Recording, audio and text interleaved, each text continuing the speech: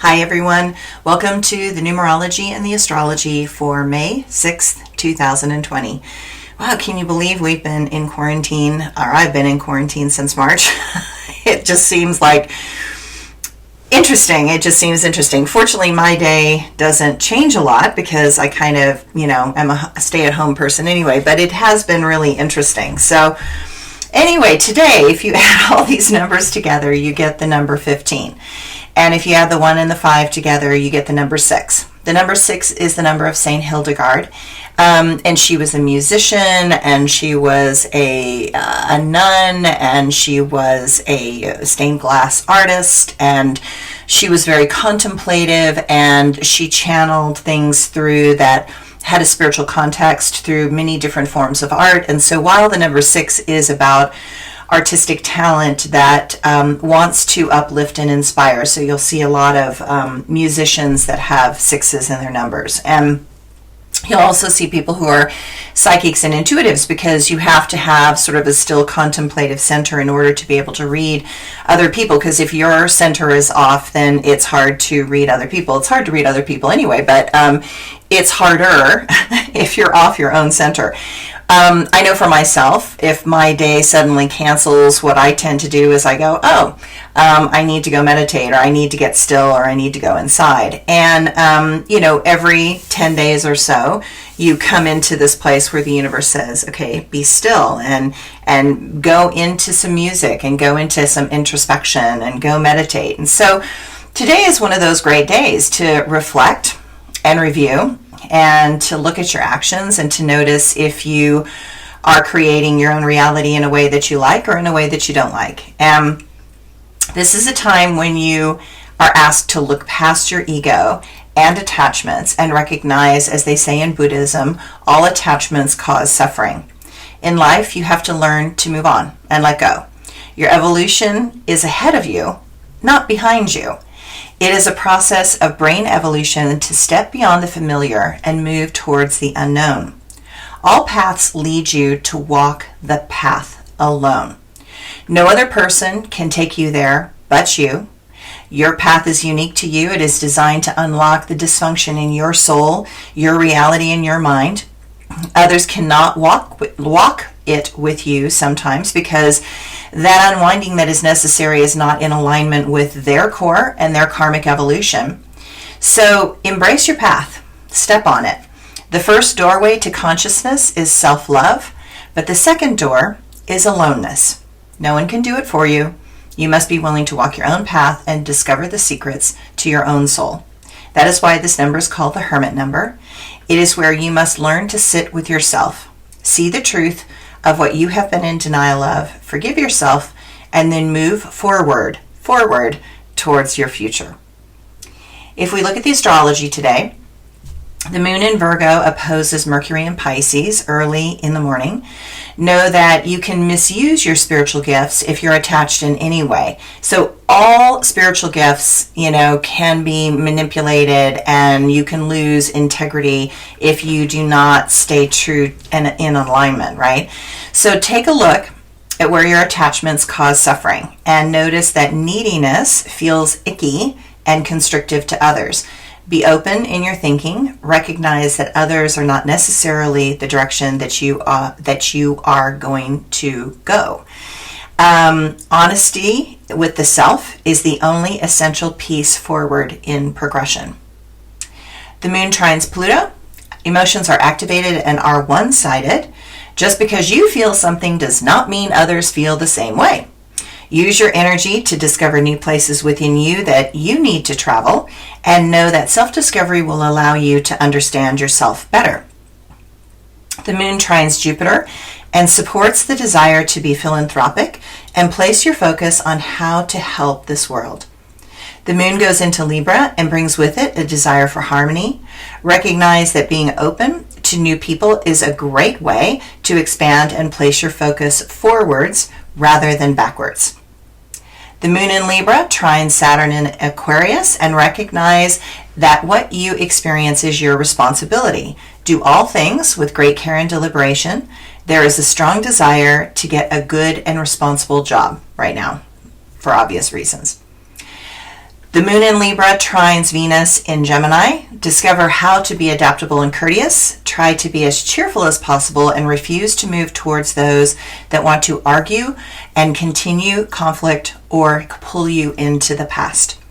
Overall, there is a feeling of beginning to notice what is feeling dysfunction inside yourself and noticing how that pattern is causing external reactions to others. If you do not like the reaction of others, it is you that has to change. Okay, so my quote for today is a quote, and then I ended up in like a long discourse. So I apologize for that. So I'll give the quote first, and then I'll give the long discourse.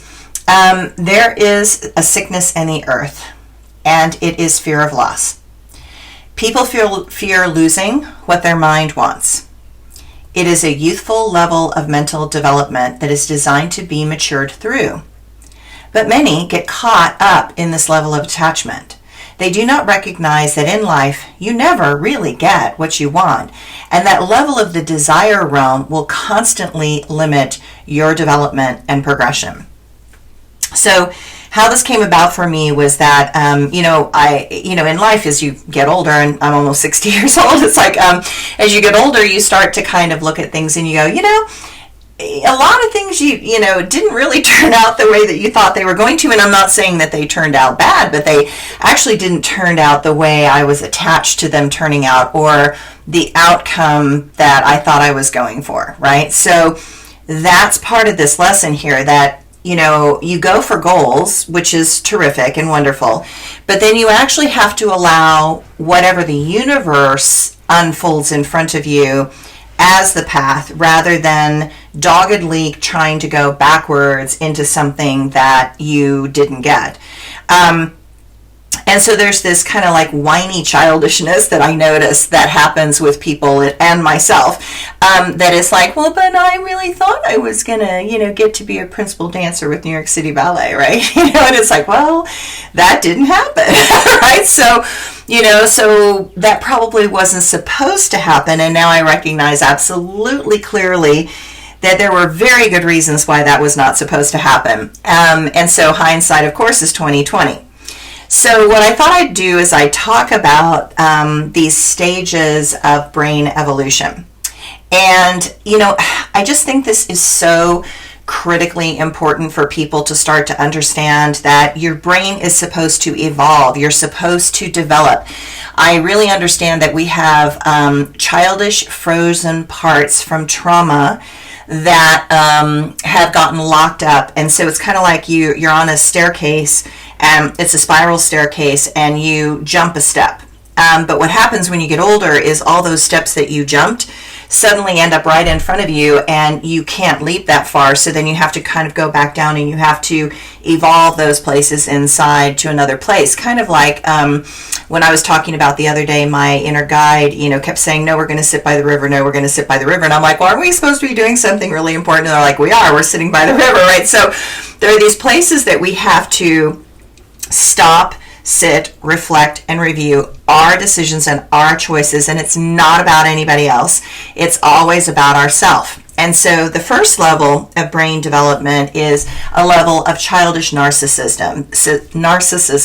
And everyone does this. So please don't think that I think that I don't do this, because everybody does this, right? So you want what you want, and you demand it like a spoiled child or a child in a temper tantrum. And if you've ever seen kids in a temper tantrum, they won't let go, they won't get let go, they won't let go. They just escalate the drama, okay? And, even, if you manage to get it, what you're looking for, what you want the cookie, right? You discover that it's suddenly not fulfilling, because just getting what you want eventually becomes boring, empty, shallow, and without substance. So if everybody always gave you what you wanted, where's the challenge in that? Where's the striving? Where is the, overcoming your own fears and your own obstacles? And so your soul must recognize that there is something more than just getting your needs met and just getting what you want. The second level, what happens is when you get sick of being childish and I want what I want, then what happens is you go into negotiation. So then you start trying to do all these compromises. So it's sort of like, okay, You want to talk it out. The conversation goes something like this: if you do this for me, then you do that. If I do this for you, then you do this for me, and we share the responsibility and the work, and we learn the art of compromise, and we talk it through, and and this is an important developmental level for the brain. It teaches negotiation skills, listening, working together for a common good, expressing your own needs. You start recognizing that your own needs do not have a priority over the needs of others or of the whole. But it also ends up making everything having to be talked through, and it feels like it has no passion and no juice. Everything feels like compromise. And it feels safe, but it's flat, repetitive, and somewhat boring. So in relationships, what I find is that in relationships over and over again, we get into a relationship, and especially in marriages, you have to do a lot of communication and compromise. And, that one person does one thing well, another person doesn't. And so, you take up the slack and stuff. And so, but what that does is that does kind of flatten the energy. And so people say, God, I really love my mate, but, it's just sort of boring. It's just sort of flat, and that's where a lot of people get caught in relationships. They've got a highly functional relationship, but it just is lacking something. And they come to me and they go, I don't know what's missing, right? And the third stage, which is the higher vibration, and this is hard to maintain, and so you probably have glimpses of this, but it's hard to maintain, is what opens love. This last level is not about getting what you want. It is not about needing someone to love you. It is not about compromise nor working together. It is about listening to what the other person needs to open. So often we tell others what we want, and they continuously refuse to hear us. They are still caught on the childish level of the first stage because they have never gotten their needs met. Because of that, they can be desperate and just to get that, regardless of who they hurt, who they run over to get it, who they frighten, or what that other person needs. The third stage I find for myself is really, really hard because I get a body signal that is like, I know what this person wants, I know what this person needs, but that actually won't open them. It's actually not, it's not going to open them. So many years ago, I had a person who was brand new. They called me and they, wanted to have a session with me, and everything in my body said, no. No, for some reason, this is not the right person. I'm not the right person for this person where they are at this stage of development. It just didn't feel right. And they were miffed, and I referred them to some other people, and I just said, this doesn't feel like a fit. It's like, I can't give you what you want. But in my core, I'm doing a third stage, which is that this I'm not what they need. I am not what will help them open. So then many months later, they called again, and I felt it out again, and I got the same message again. No, this is still not what this person needs. And this happened like 3 or 4 times. And, then the 4th time it happened, I was like, okay, I'm willing to give it a shot simply because, this person, had tried and they had done some of these things and stuff like that. But I still had that body sensation that it's like, I still don't think that this is what will open them, but I know they're incredibly attached and I've turned them down 4 times. And so I bypassed my third stage self that said, I still don't think it's right, but they're incredibly persistent, so I'm going to try. And so I did. And it didn't work.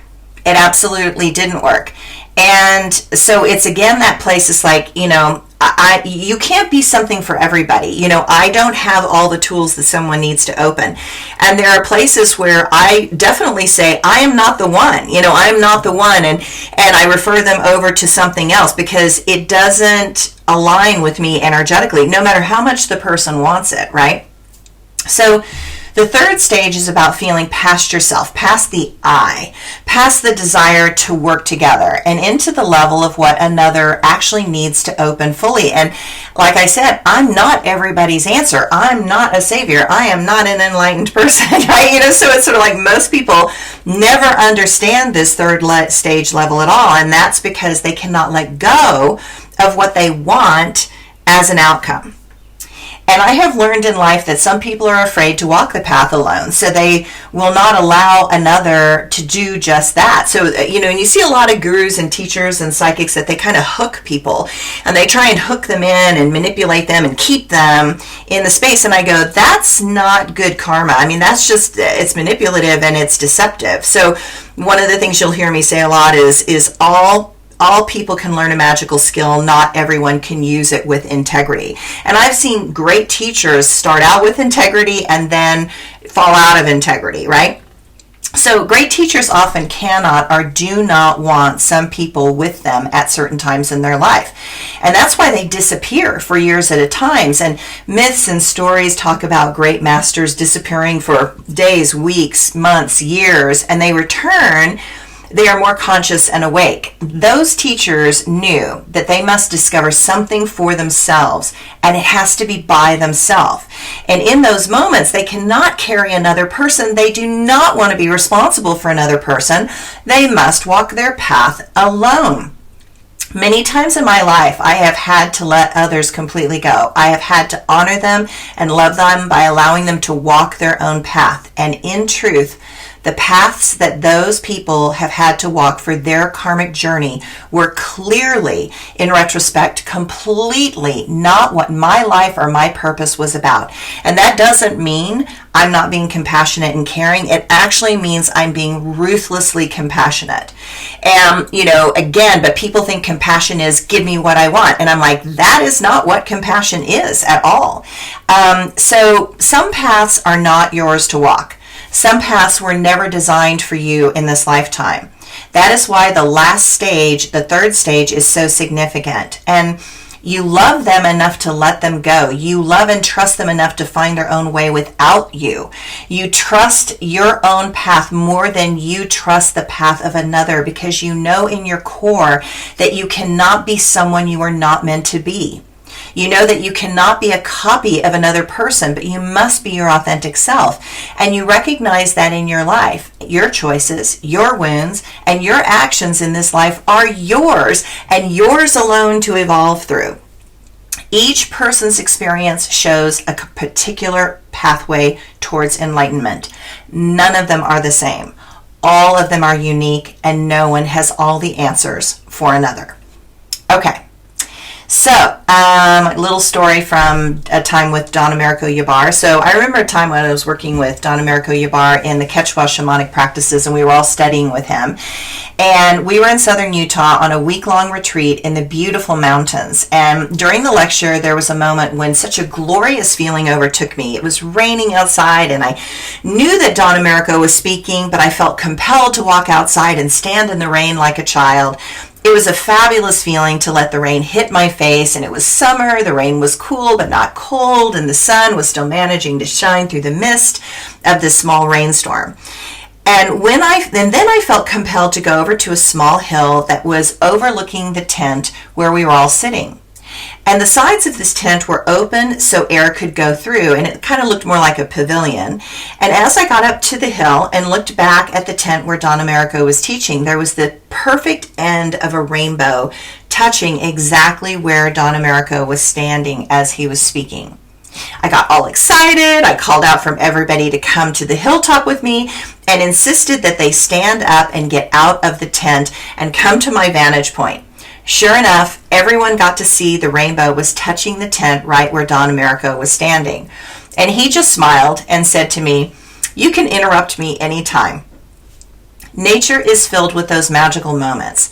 The trick is to feel them as they unfold so you can be in the right place at the right time to see them. Magic is constantly happening in nature. When you reconnect to the elemental realms, you realize that magic is not dead, but that humanity numbed out to that type of energy that is found in the subtle realms of the natural world. It was us that fell asleep. It was us that let our hearts die in little bits, time after time.